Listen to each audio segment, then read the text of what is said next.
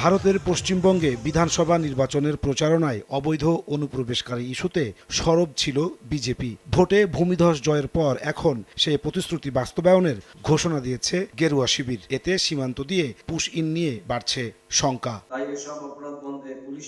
বুধবার ডিসি সম্মেলনের শেষ দিনে স্বরাষ্ট্রমন্ত্রী জানান, বিজেপিকে সতর্ক নজরদারির নির্দেশ দেওয়া হয়েছে। বিজেপিকে আমরা নির্দেশ দিয়েছি যাতে বর্ডারগুলোতে তারা একটু অ্যালার্ট থাকে, কারণ সেই রকমের সম্ভাবনা দেখি না। যদি হয় যাতে অ্যাড্রেস করতে পারে, সেই জন্য আমরা আগে থেকে সতর্কতা অবলম্বন করেছি।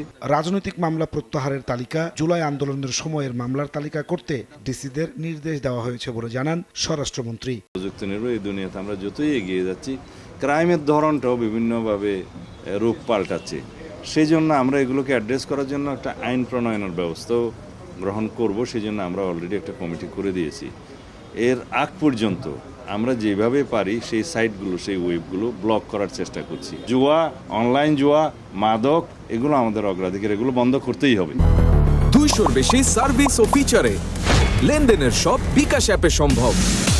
এখন থেকে জেলা প্রশাসনের কোনো খেলার মাঠ মেলার জন্য বরাদ্দ না দিতে জেলা প্রশাসকদের নির্দেশ দিয়েছেন যুব ও ক্রীড়া প্রতিমন্ত্রী। সামাজিক নিরাপত্তা বেষ্টনীর আওতায় সরকারের সুবিধাগুলো স্বচ্ছতার সঙ্গে বাস্তবায়ন করা হবে বলে জানান মহিলা, শিশু ও সমাজ কল্যাণ প্রতিমন্ত্রী। বিগত সময় অনেক সময় দেখেছি যে পারমিশন দেওয়া হয়েছে মেলা করার জন্য, বাট আমি দায়িত্ব নেওয়ার পরে এখন পর্যন্ত কোনো মেলা উদযাপন করার জন্য কোনো দায়িত্ব বা কোনো পারমিশন দেওয়া হয়নি, এবং ভবিষ্যতেও স্টেডিয়ামকে ব্যবহার করে কেউ মেলার জন্য ব্যবহার করবে সেই সুযোগটি আমরা দিব না। যত ধরনের ভাতাভোগী লিস্ট ছিল, এই লিস্টগুলোকে আমরা রিভিজিট করার জন্য কমিটি গঠন করা হয়েছে।